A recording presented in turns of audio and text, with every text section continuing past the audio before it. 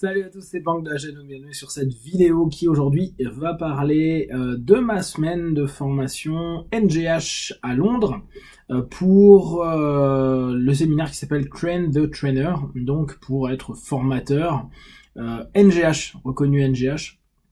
Alors, dans un premier temps, pourquoi je veux faire cette formation-là? Plusieurs choses. C'est que, comme vous le savez, moi, je suis pas très certif et je suis encore moins dans la dynamique de donner des certificats. En tout cas, depuis quelques années, c'est pas mon truc. Sachant que je pars du principe que ce que j'enseigne va évoluer et donc que les apprenants s'ils ne suivent pas ce que je fais et se comprend qu'ils ont autre chose à faire que suivre ce que je suis en train de faire, quand on va me dire ouais mais t'as formé telle personne, oui mais je l'ai formé en telle année, donc la manière dont je travaillais à telle année, c'est pas ce que je fais aujourd'hui. Et je trouve que il y a beaucoup de personnes qui sont en demande de certifs reconnus. Or moi j'ai une petite école, alors c'est pas l'Arche, c'est pas l'IFHE, c'est pas le CH, c'est pas Psynaps. Et donc en plus j'estime que j'ai pas forcément une plus-value spécifique par rapport à ces grands groupes qui ont un sens parce que ils ont formé des milliers de personnes avec les années. Donc je me suis dit tiens, ça peut être intéressant de pouvoir proposer des certificats, mais qui sont pas moi spécifiquement qui les donnent, mais qui répondent à des critères de la NGH, enseignés à ma manière. Comme ça, je pourrais proposer un petit peu une façon de fonctionner qui est commune.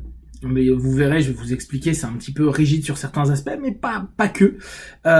Et je peux y ajouter et agrémenter ce que je veux, et comme ça permet à tout à chacun d'obtenir un certif, mais qui sera un certif général NGH, et pas de moi, sachant que moi, je vais juste être là pour valider des acquis et des points clés que la NGH souhaite et que moi je souhaite également, donc je fais un mix des deux.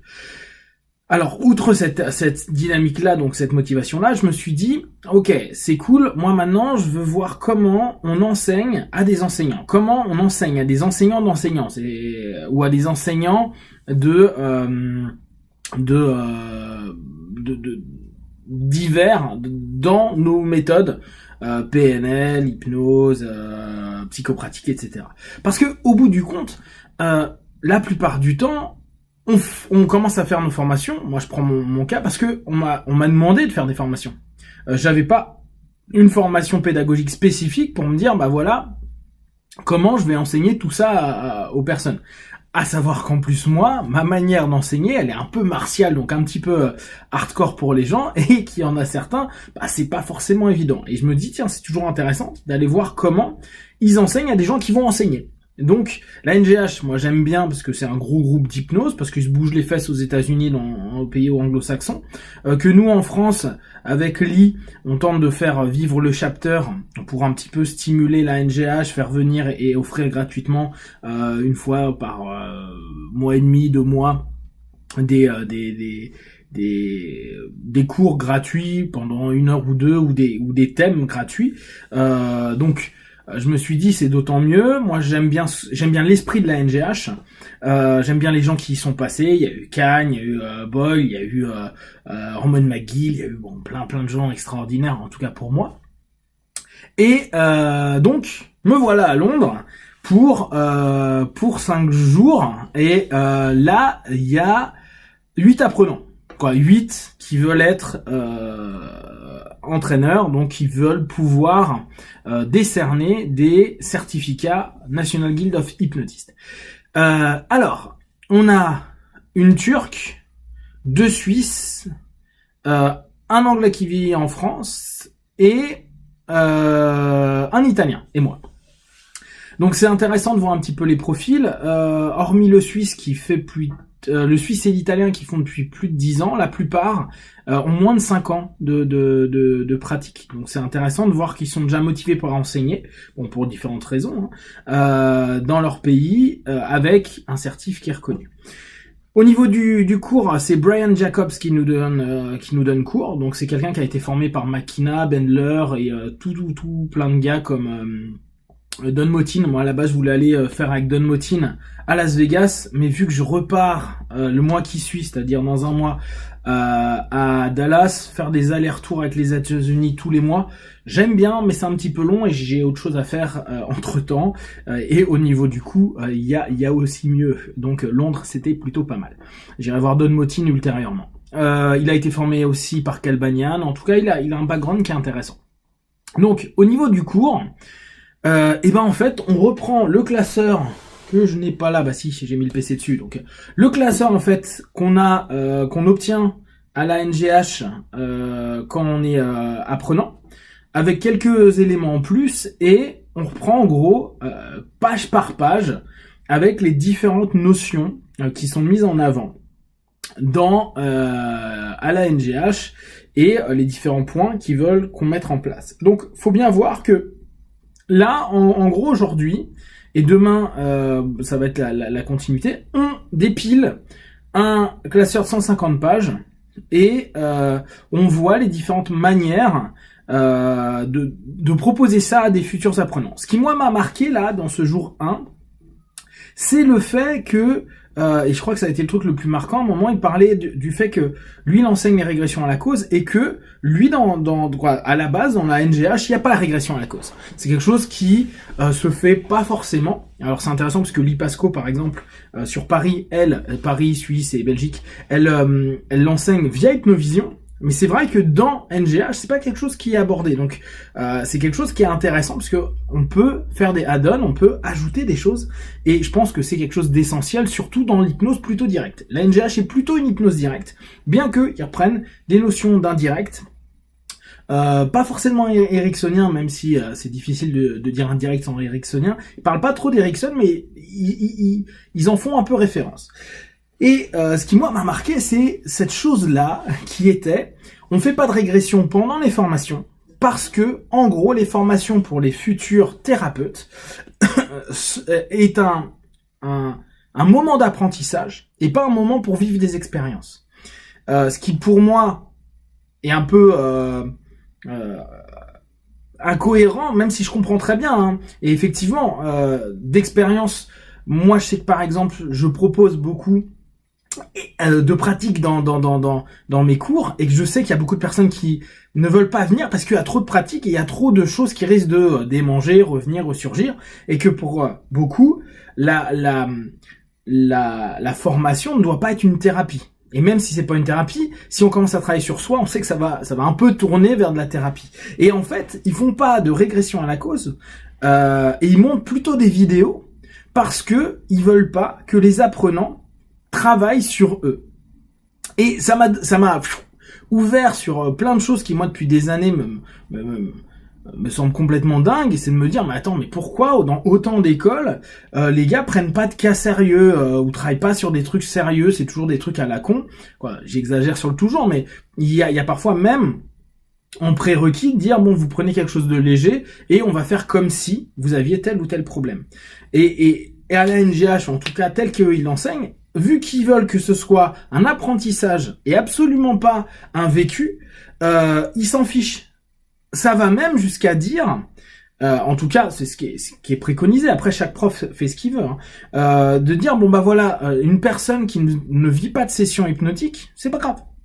Donc, en somme, et c'est vrai que je l'ai vu ailleurs qu'à la NGH, hein, je l'ai vu dans plein d'écoles, que tu ne vives jamais ou une transe hypnotique, que tu ne saches pas ce que c'est, mais que tu deviennes hypno, ça ne pose pas de problème dans le monde de l'hypnose.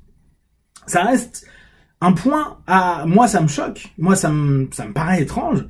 Je le comprends intellectuellement, mais il y a quelque chose qui est dissonant. Comme je lui disais, je dis, moi si, je disais, if I don't feel it, I don't believe it. Si je le ressens pas, je le crois pas.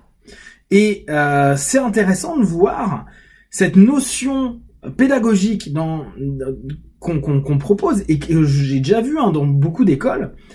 Si vous souhaitez devenir un professionnel en hypnose, et ben c'est pas grave si vous n'avez pas vécu de transe hypnotique, c'est pas grave que vous compreniez pas vraiment ce que c'est pas grave que vous n'ayez pas eu vécu d'expérience, parce que c'est pas ce qu'on vous demande, et c'est pas ce qu'on demande à l'école. L'école est juste là pour vous enseigner de la pédagogie et potentiellement observer ce qui se passe, ou en tout cas si ce qui est proposé comme exercice ne se passe pas mal. Donc, moi là sur cette première journée, c'est ça qui m'a le plus marqué, parce que ça laisse une réflexion de fond et vraiment qui me permet de mieux comprendre beaucoup de formations que j'ai fait où je me suis dit mais on se fout de la gueule de qui quand on fait pas attention à nous. Bah pour ceux qui ont lu Crépuscule de l'hypnose, c'était un des points clés que je critique beaucoup, où je me dis bah on nous laisse tout seul, advienne que pourra, et au bout du compte il y a rien de vraiment sérieux. Là bien sûr je généralise, et donc en gros on fait des choses comme si, alors to pretend, on sait très bien que c'est quelque chose d'hypnotique, et en même temps je trouve qu'il y a une espèce d'ambivalence derrière ça, où tu dis bah tu veux être un expert de la transe, de l'hypnose, mais pourquoi, et comment tu peux le savoir si t'as pas vécu les choses? Comment tu peux savoir ce que vit quelqu'un? Vous savez que moi je suis pour que vous alliez faire des thérapies, pour simplement déjà vivre une thérapie et vous dire ah ouais, il y a des moments ça se passe comme ça, il y a des moments ça se passe comme ça, et juste ça, bah ça nous permet d'avoir mine de rien plus d'empathie vis-à-vis de nos partenaires, et comprendre qu'il y a des moments ils sont pas bien, et que la thérapie ça leur fait pas du up à ce moment-là mais encore du down, et que nous aussi on l'a vécu, on sait ce que c'est. Et donc cette espèce de notion là, et pour moi, vraiment à réfléchir.